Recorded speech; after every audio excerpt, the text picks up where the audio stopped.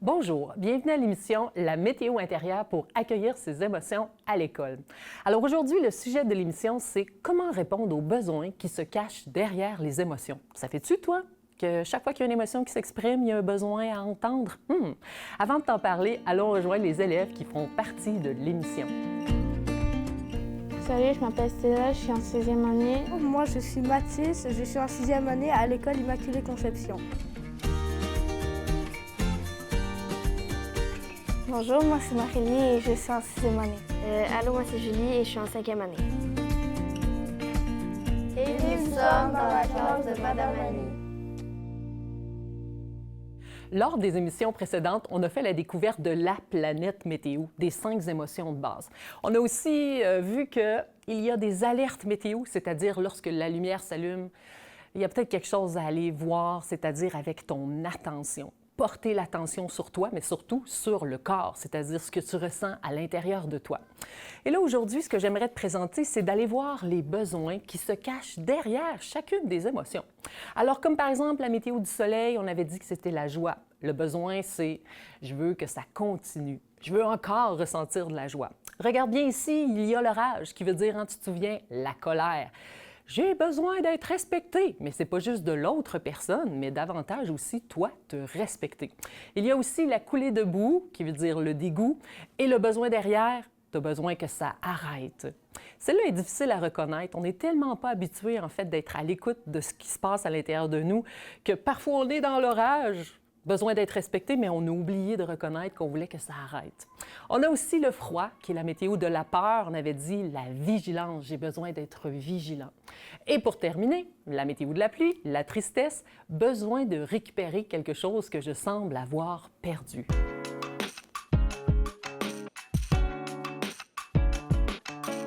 Qu'est-ce qui arrive quand tu ne réponds pas aux besoins de ta soif?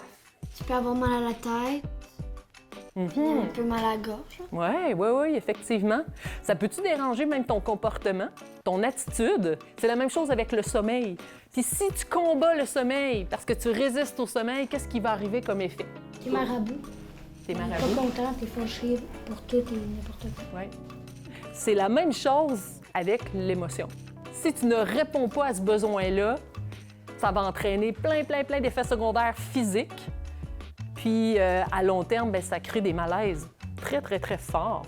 Donc, c'est pour ça que c'est le fun d'aller voir c'est quoi les besoins qui se cachent en arrière de chaque émotion. Donc, la joie, quel est le besoin qui se cache derrière? Je veux que ça continue. Ben oui, effectivement. Donc, mets-toi dans un contexte de joie. Tu veux certainement pas que ça arrête. Alors, celui-là ici, la météo de la pluie, c'est quoi le sentiment?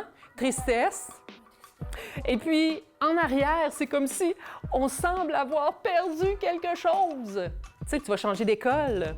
Donc, sentiment, on peut penser qu'on va perdre quelque chose, les amitiés, la relation avec Madame Annie, toute l'école. Besoin de récupérer quelque chose. La colère, qui est l'orage, et la colère, c'est simplement besoin d'être respecté. J'ai besoin qu'on me respecte, je suis fâché. Mais souvent, c'est le manque de respect qu'on a à propos de nous-mêmes, qui des fois, on pense que c'est les autres qui ne nous respectent pas. C'est quoi l'émotion de la boue? Le dégoût. Le dégoût, besoin que ça arrête. On n'est plus capable de cette sensation-là, on ne veut plus que ça arrive. Maintenant, il y a la peur. C'était la météo du froid. Et la peur, c'est juste le besoin de vigilance, donc d'être vigilant. Il y a comme quelque chose qui nous fait peur. Je donne un exemple. Ma fille est en secondaire 4, puis là, aujourd'hui, elle a un gros examen de mathématiques. Donc, c'est comme si la peur te dit « Hey, la peur est là, tu as besoin d'être vigilant. Qu'est-ce que tu peux faire pour être mieux préparé lundi? » Et étudier un peu en fin de semaine. Quand on vit la joie, c'est quoi les symptômes physiques que tu ressens, toi? Excitation. Oui, puis ça fait quoi dans ton corps, l'excitation? Ça me donne le goût de bouger. OK. On dirait genre que ça donne, je vais dire ça de même, là, un boost. Je saute partout, puis mettons comme... Tu sais, quand on est fâché, on frappe, mais quand on est content, des fois, comme, tu frappes, mais tu frappes de joie. Je sais pas, mais moi, ça... C'est comme pleurer de joie. Ouais, c'est ça. C'est ça. Et puis, l'orage. J'ai besoin d'être respectée, mais comment je le sens dans mon corps que je suis en colère? ben, mon corps, en fait, est tout serré, comme fort, fort, fort. Puis qu'est-ce qui arrive si tu libères pas cette énergie-là, puis tu la retiens, puis tu la retiens? Ben, moi, j'explose, mettons, comme, je brise des choses que, comme, mettons, des dessins que j'avais faits, puis que mes parents aimaient, mettons. Puis, ben, au final, ça fait qu'ils sont juste déçus après, puis moi aussi, parce que, comme... Ben oui, donc c'est ça qu'il faut se rendre compte, que chaque émotion a quelque chose à te livrer, puis la sensation physique, quand on la retient, à un moment donné, elle va exploser. Et toi, si on parle du dégoût, puis si tu retiens ça à l'intérieur de toi, puis tu réponds pas aux besoins que ça arrête, puis tu continues pareil. Ben, quand, par exemple, je continue qu'est-ce que j'aime pas faire, ben, genre, je commence à arrêter quand même. Je donne plus d'énergie pour faire ça vu que j'aime pas ça. Ouais, tu deviens désintéressé, en fait. Ouais. Et toi, dans le froid, on a dit que besoin de vigilance. Comment tu le ressens dans ton corps? Ben, ma respiration va aller beaucoup plus vite. Je vais aussi avoir, ben, à force d'avoir peur de quelque chose, ben, tu vas comme commencer à pleurer un peu. OK.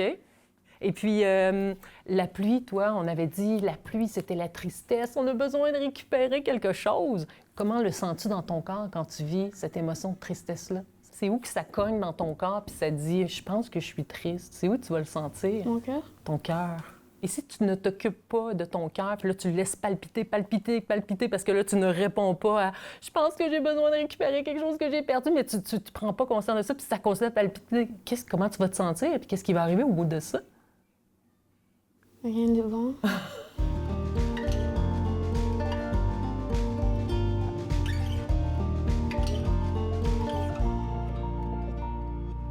Comme tu peux le constater, ton corps vit beaucoup de choses. En fait, c'est le premier répondant. C'est lui qui reçoit l'information, donc l'émotion que tu es en train de vivre. Je compare beaucoup, en fait, à les besoins physiologiques, c'est-à-dire lorsque tu as soif, qu'est-ce que tu vas faire? Bien, tu vas boire.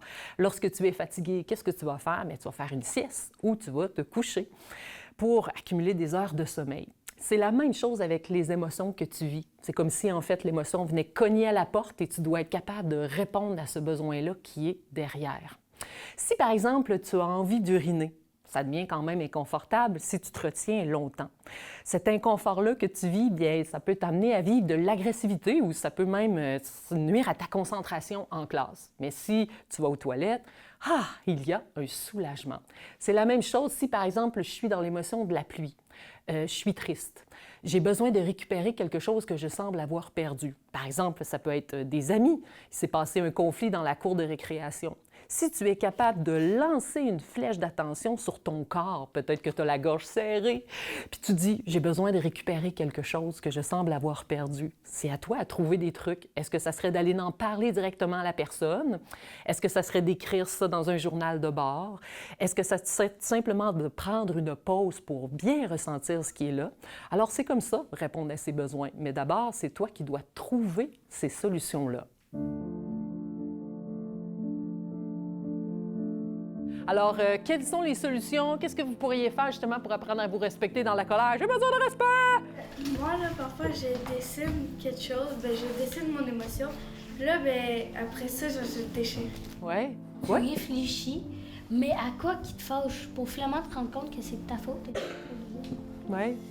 Genre, mettons, ta mère, elle veut pas t'acheter quelque chose, fait que là, tu te fâches après elle. Elle me respecte pas! Ouais, puis là, ben, ta mère est comme un peu subchoc, mais après, tu respectes puis tu lui dis pourquoi ça t'a fâché, puis tu t'excuses. Le dégoût, j'ai besoin que ça arrête. Comment je peux faire pour répondre à ce besoin-là qui arrive régulièrement? Quand j'étais petite, je détestais vraiment écrire puis tout ça.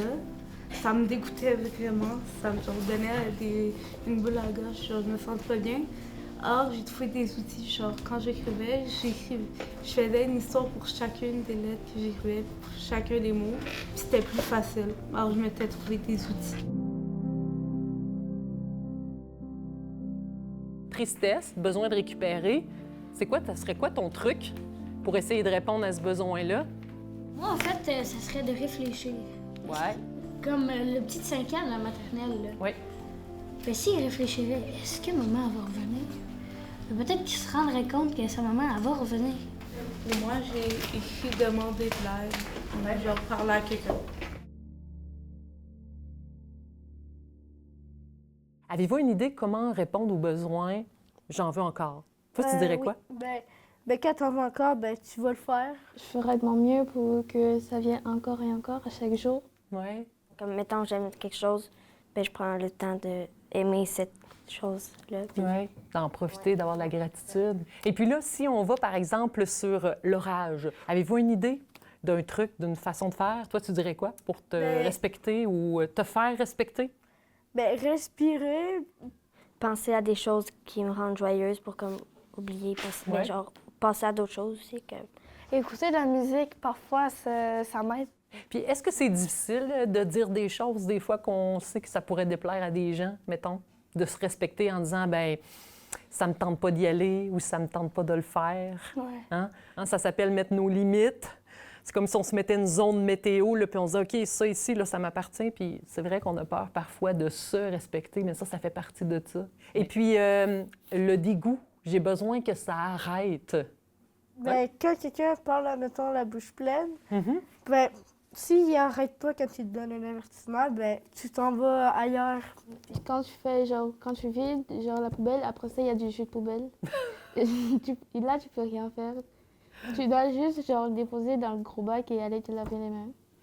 Et puis le froid, on avait dit, c'était quoi donc le froid? La peur. La peur. Puis c'est quelle stratégie tu peux te donner à toi maintenant pour être plus courageuse d'aller voir qu'est-ce qui est en arrière des fois de la peur? Donc toi, as-tu un truc? Tu penses à d'autres choses, que c'est quelque chose de bien que derrière la porte. OK? Puis quand tu l'ouvres, soit que c'est pas ta pensée ou que juste rien à l'arrière. OK? Moi, ça serait exemple de respirer puis de dire OK, go, là, j'y vais. Alors, mettons, si tu fais une pièce de théâtre, puis tu vois, il y a 500 personnes devant toi, mais les 500 personnes qui sont là, ils voulaient venir voir la pièce de théâtre, ils sont là, puis ils ont payé pour venir te voir, toi. Ils sont fiers de toi, puis ils sont là. Fait que Oui. Donc, tous les exercices qu'on fait ensemble, c'est pour apprendre à être conscient, de s'apercevoir que les émotions, ils ne sont pas là pour nous punir, ils ne sont pas là pour nous faire mal, ils sont juste là pour nous avertir de quelque chose qui se passe en nous. De connaître les besoins qui se cachent sous les émotions, c'est vraiment le secret du jour, en fait. C'est ce qui dévoile tout, c'est ce qui aide les élèves vraiment à connaître leurs sentiments pour pouvoir ensuite mieux évoluer par la suite. Donc, c'est ça, d'être capable de nommer le besoin qui se cache derrière son sentiment, c'est ça qui va pouvoir aider l'élève à avancer, en fait, à comprendre son sentiment, puis ensuite à voir je fais quoi avec ça. Donc, en conclusion, l'accueil des émotions demande beaucoup de pratique. Mais c'est normal, c'est la même chose que nos besoins physiologiques, c'est-à-dire boire. Tu vas probablement boire plusieurs fois dans une journée et si tu retiens ta soif, tu vas avoir de plus en plus soif. C'est la même chose, en fait, avec tes émotions. On va faire une petite récapitulation avant de terminer. La joie, on avait dit, on a besoin que ça continue. L'orage, j'ai besoin d'être respecté, c'est la colère. La coulée de boue, qui est le dégoût, on veut que ça arrête. Le froid, c'est la peur, besoin d'être vigilant. Et la pluie, qui est la tristesse, j'ai besoin de récupérer quelque chose que je semble avoir perdu. Alors, je te suggère de répondre à ces questions-là, c'est-à-dire de prendre le temps de te dire comment je pourrais répondre à chacun des besoins. Cela va simplement contribuer à ce que tu ressentes davantage de sécurité à l'intérieur de toi.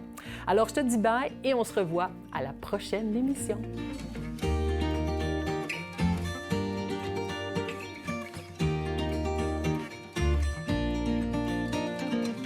Donc, ce que je souhaite rappeler aujourd'hui aux parents, aux enseignants, aux intervenants, c'est l'importance de prendre soin de vos besoins, de prendre soin de recharger vos batteries. On pense à recharger notre cellulaire, mais des fois, on oublie de se recharger soi-même.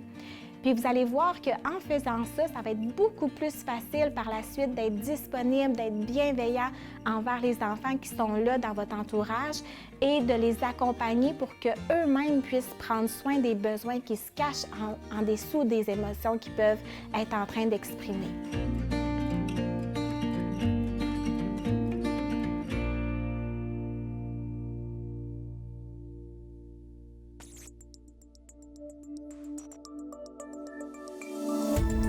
Cette émission d'Accès est appuyée par Cogeco et est rendue possible grâce à la collaboration de la communauté avec Nous TV.